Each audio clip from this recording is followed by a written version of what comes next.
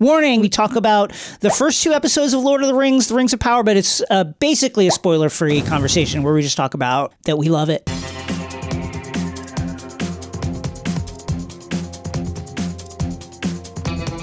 We're stepping out of the airlock, and we are streaming down to Middle-earth in a ball of fire that crashes right into a village of Harfoot hobbits.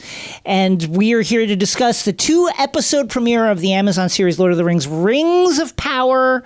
Episode 1, written by J.D. Payne and Patrick McKay, directed by J.A. Bayona. Episode 2, written by Jennifer Hutchison, directed by J.A. Bayona. Rosie, they spent $500 million on this series. $500 million just on producing the series. Man, does it look like it. It looks like it. This is like long been hypothesized and called the most expensive TV show in history. And I would say it looks like the most expensive TV show in history. It looks like the movies. It looks so good. And I wasn't sure what to expect, and I loved it. I thought, listen, episode 1 is a lot of exposition and a lot of here's what's going on during this particular age in Middle-earth with the elves and the humans and the hobbits. But then episode 2, it just nails that really interesting Lord of the Rings like vibe mix of high fantasy adventure, good versus evil conflict, and funny moments like lighthearted comedy, and then a real interest and dedication to people being really great friends, like friendship. It is very much about friendship. I find the most interesting thing to me, right? And I totally agree with you. Episode 1 is the homework episode. It's here's where you are. But I will say, I was a big fan. I think both the episodes together are a brilliant premiere. So I'm really happy that's the way everyone's going to get to experience them. I was really blown away by how much the first episode centered Galadriel and kind of recontextualized her story and introduced us to where we are in the story, so there's been a lot made about the idea of this being set in the second age of Tolkien's, 3 ages. The third age is where Hobbit and Lord of the Rings take place.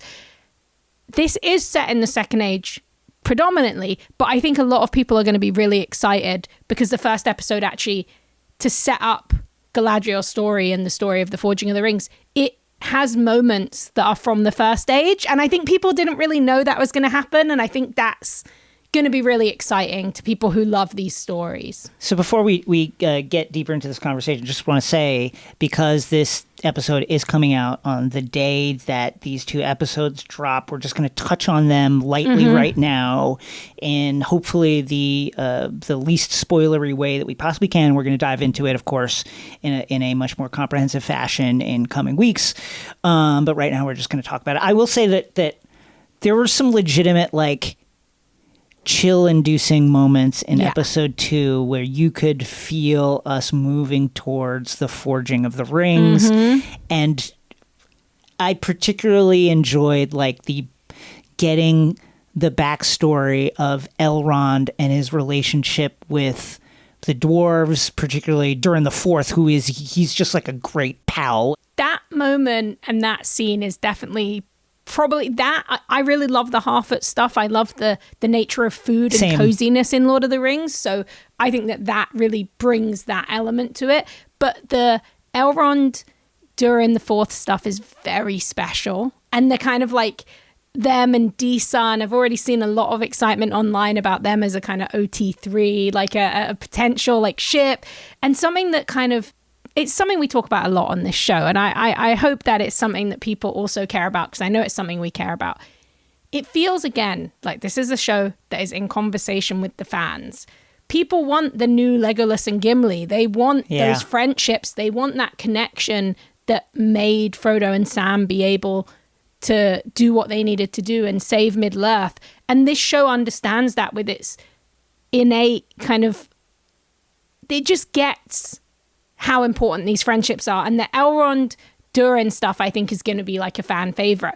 And it's really interesting to me because I think it would be very easy for a show that costs more money than you can ever really comprehend. Yes, more money. Just like it's nonsense money. Like you will never see it. It's a myth. It's like it's so much money that if you start thinking about it, it actually becomes terrible. So let's not think about it. It's just it's like legitimately like bigger than the GDP of many countries. Yes, on this TV show. And it would be very easy for a show with that much money, with unbelievable production design, unbelievable costumes. It leaves most other shows in its dust. And I'm sure that will continue. It can't help but do that. It can't help but do that. Yeah. But it's actually kind of really impressive to me that even in that scope, they understand that the focus needs to be on character. It needs to be on what drives Galadriel. It needs to be on the friendship between Elrond and Durin. And there is such a great moment that I can't wait to dig into when we're doing more spoilers, that these really brilliant character and narrative moments that allow you to understand the differences, not just culturally, but in lifespan,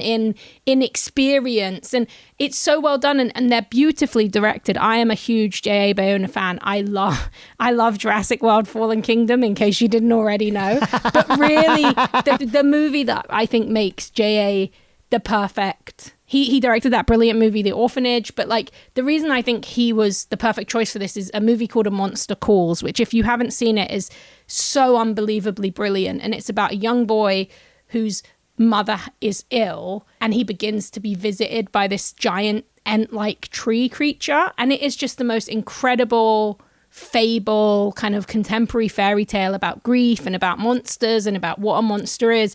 And it's so visually stunning that it just makes sense to me that they would pick him. And the opening 2 episodes, just like to create a world that feels this real.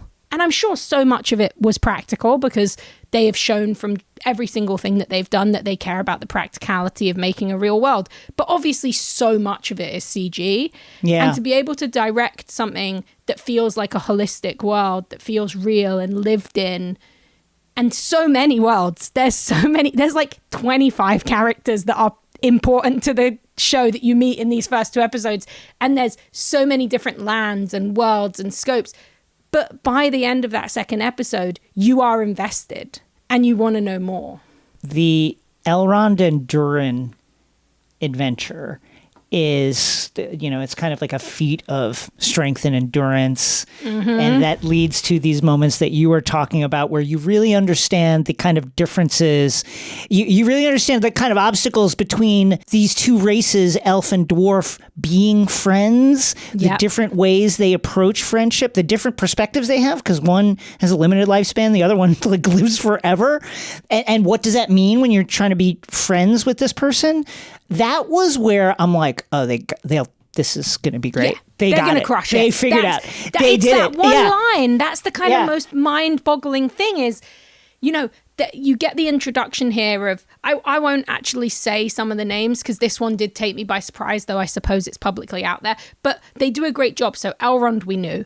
Huge character. You've seen him played by Hugo Weaving. Yeah. This is like a very famous elf character. But they introduce characters both old and new who were previously non-canonical.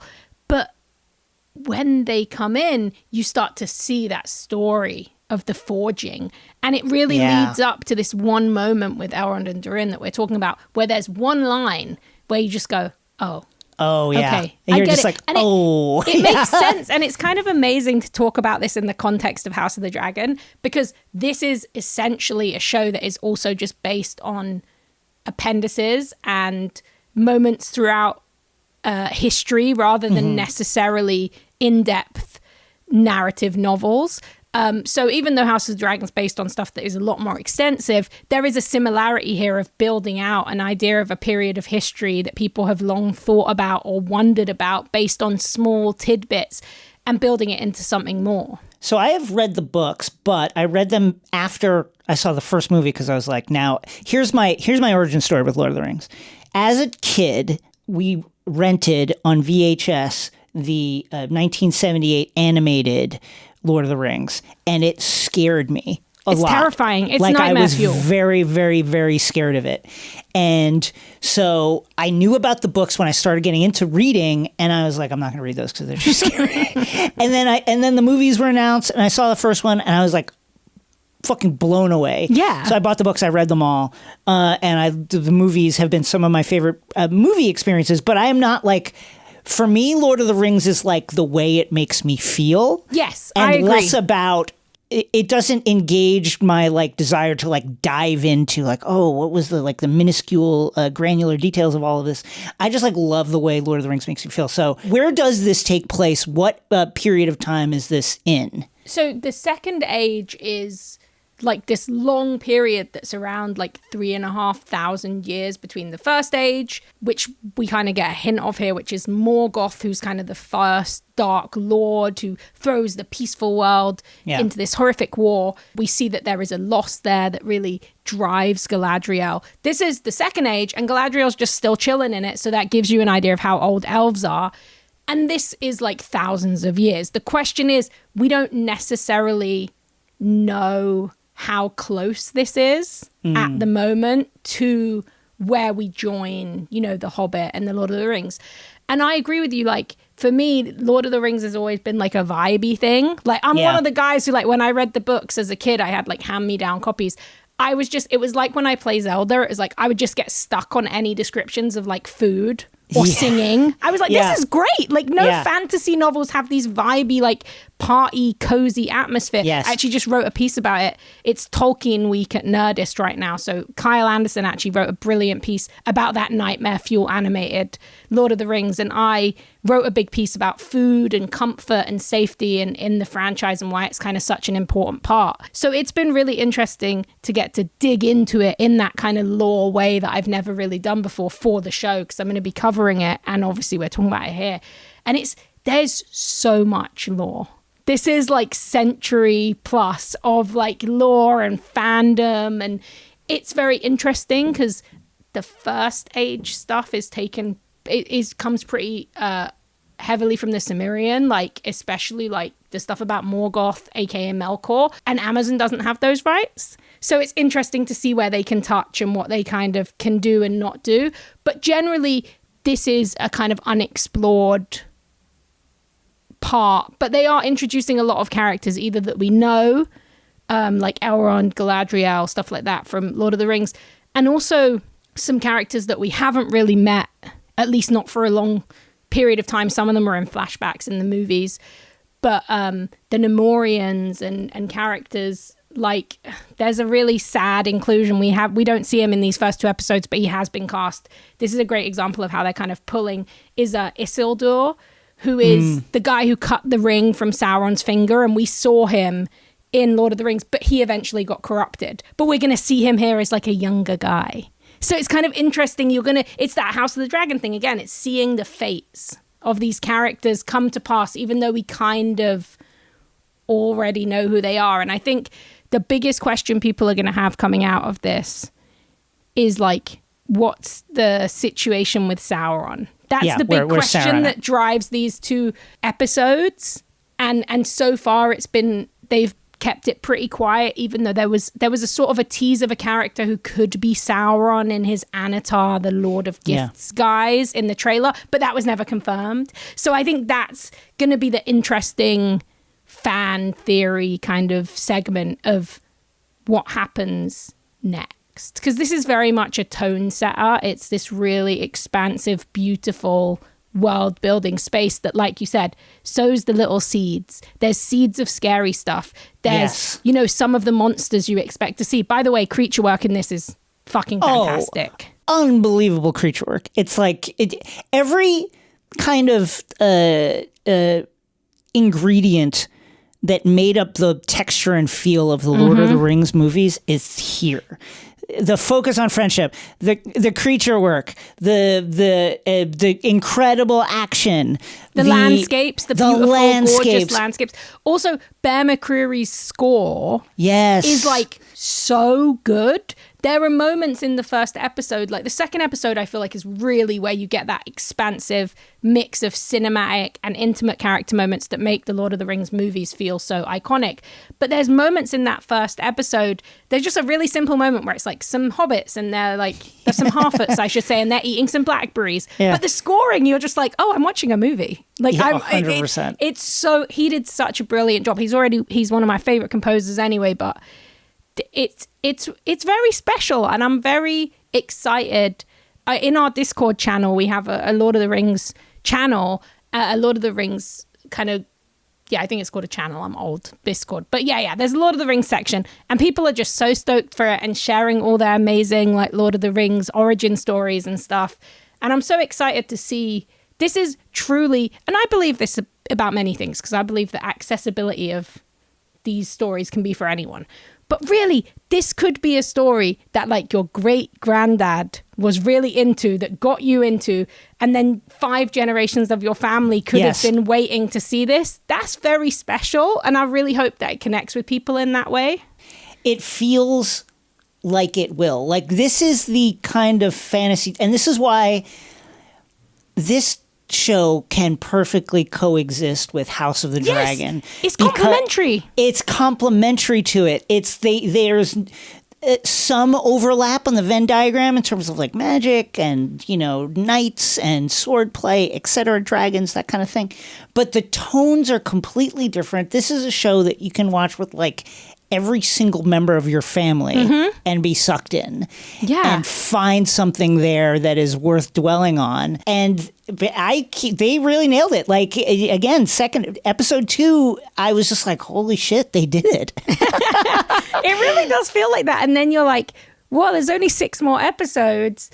I want to know where this story goes. And also with 5 seasons confirmed, I think was the idea, was that they set 5 seasons of this. How much are we actually going to get into those titular rings of power? Like, is this just the setup? Is this the foreplay? Or are we going to get into that true kind of the meat of the story? To your point, there's already they've dropped there's a couple of little seeds where you feel like, oh. There was one character who, when he turned up, I was like, oh my God. I was like, even I know that this means something is coming, So they're not shying away from it. And it's very, it's exciting to imagine, because that's what we like to do, how it's going to play out and what the shape of it will be. And those first 2 episodes were long. Those were like over an hour each, I think. So will we get that for the rest of the season? I don't know, but I would like to see it because I really like this world. Well, we can't wait to dive into it in a more comprehensive way. Let everybody catch up to these 2 episodes and hope that y'all like them. We think you will, and we can't wait to talk about it more.